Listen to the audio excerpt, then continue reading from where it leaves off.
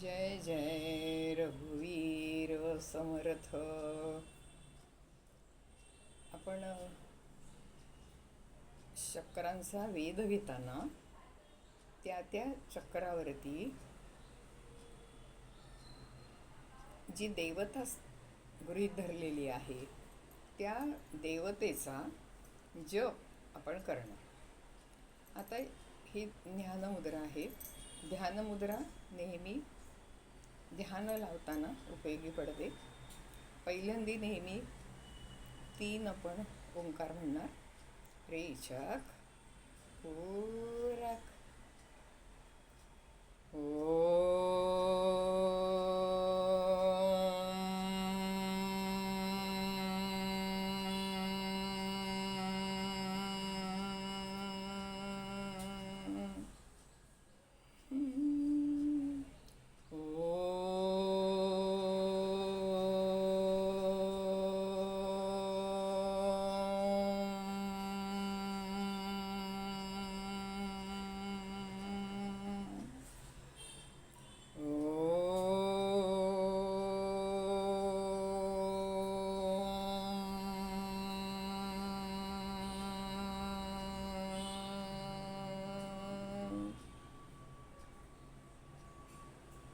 शांत श्वास, आपला सोहमरूपी श्वास त्याच्याकडे लक्ष द्यायचं आहे. घेताना सो, सोडताना हम. आता एकेका चक्रावरती त्या त्या देवतेचा जप आपण करणार आहोत. मूलाधार चक्र आहे तिथे गणेशाची कल्पना केलेली आहे. ही आदिदेवता आहे. आपण नेहमी कुठलीही पूजा करताना, कुठलंही कार्य करताना मंगलमूर्तीची उपासना करतो. हा सगुण आणि निर्गुण दोन्ही पातळीवर आहे. एक तर अगदी इथून म्हणजे आद्य देवता म्हणून ती निर्गुण रूपात आहे, आणि मग नंतर शंकर पार्वतीचा मुलगा म्हणून गणेशाच्या रूपात आहे. म्हणून आपण इथे ओम गम हा जो आहे उच्चार तो गणपतीचा निर्गुण ध्यानाचा आहे, आणि ओम गणपतये नमः हा आहे तो सगुणाचा आहे. म्हणून आपण इथे ओम गणपतये नमः असा 4 वेळा उच्चार करूया. ओम गणपतये नमः, ओम गणपतये नमः, ओम गणपतये नमः. ही संख्या म्हटली आहे, एखाद्याला मागे पुढे होऊ शकते, पण आपल्याला काहीतरी अनुसंधान पाहिजे म्हणून मी आपला संख्येचा विचार केला.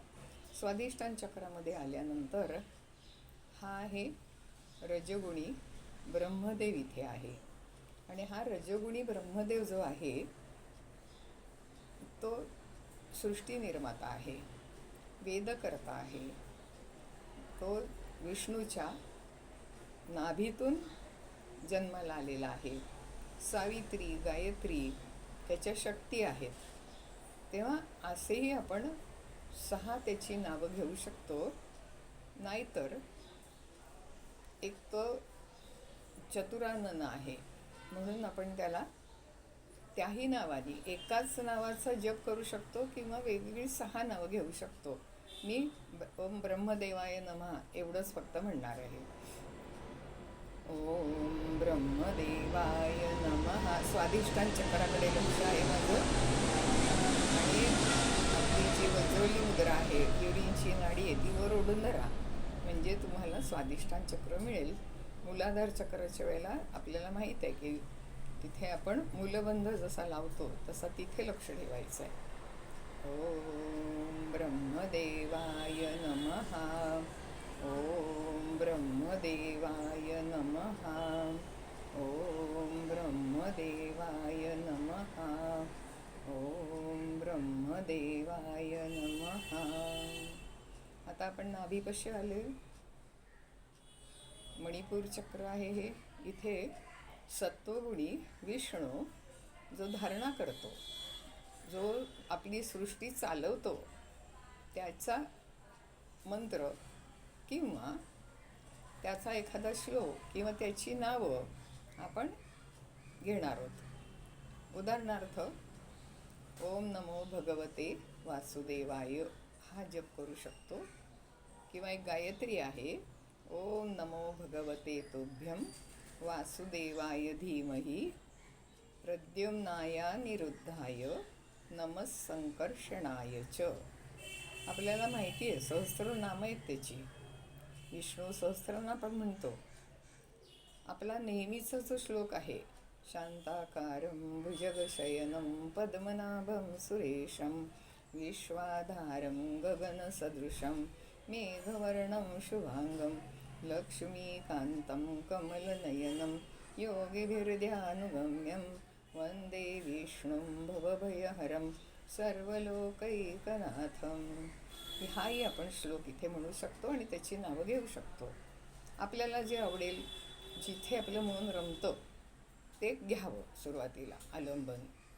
आता ह्या विष्णूच्या जागी म्हणून म्हटलं, तो सहस्रनामी असला तरी अनामी आहे. हां, असं त्याचं वैशिष्ट्य आहे, नाभी मध्यावर आहे. आता इथून आपण येणार आहोत छातीशी.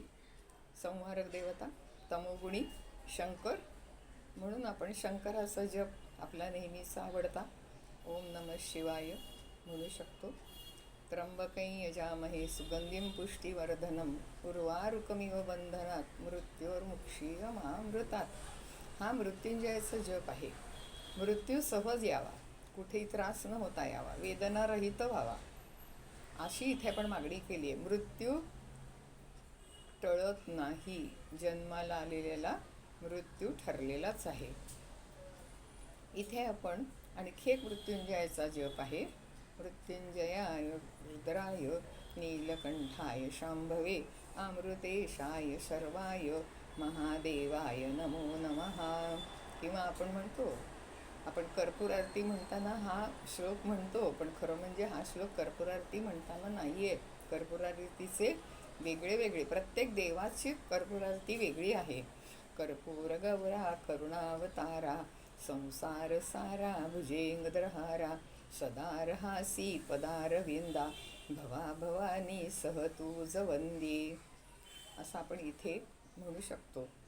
इथे 12 पाकळ्या आहेत, त्याच्यामुळे 12 वेळा काय जे तुम्ही ठरवाल ते 12 वेळा इथं बसून म्हणा. म्हणजे लक्ष लागतं थोडंसं आपलं, आणि त्या त्या चक्राशी एकाग्रता होते मंत्राच्या साहाय्याने केलं की.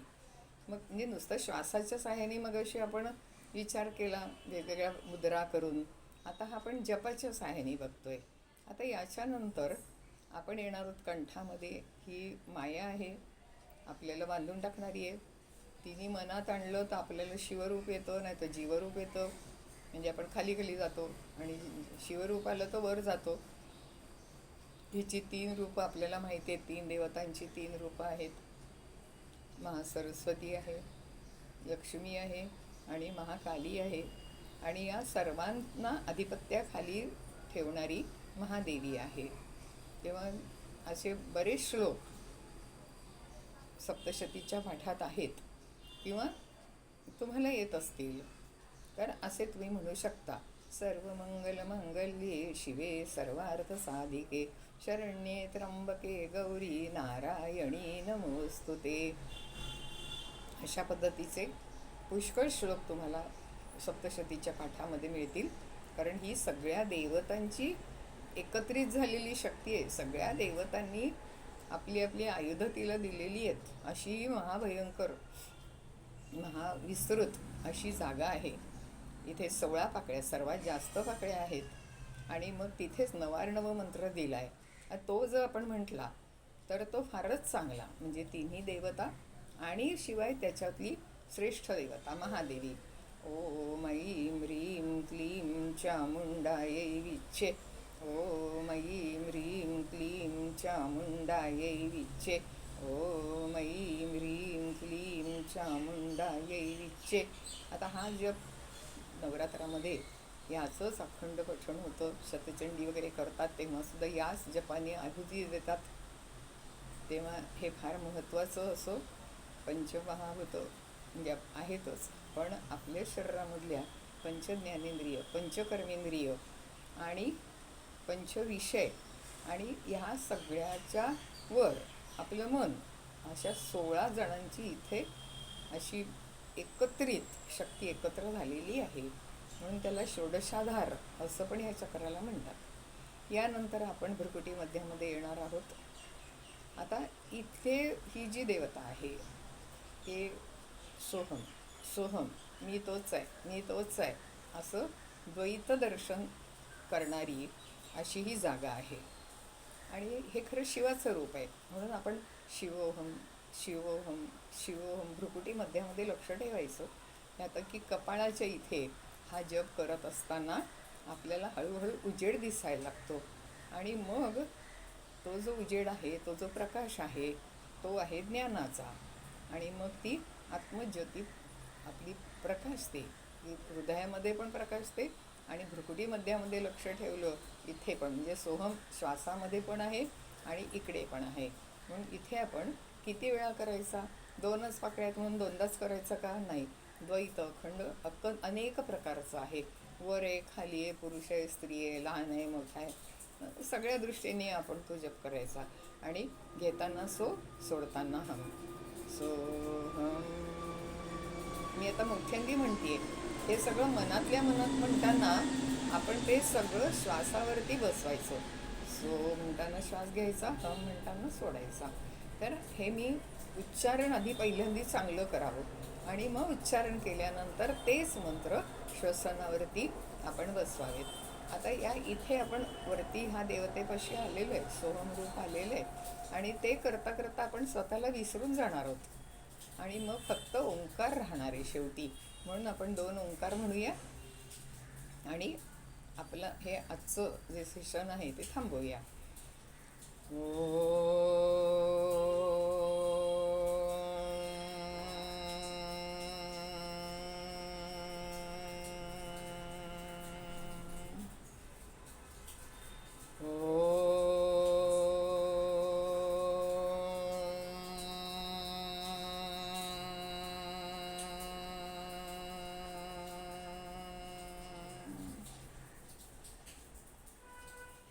शांत, शांत.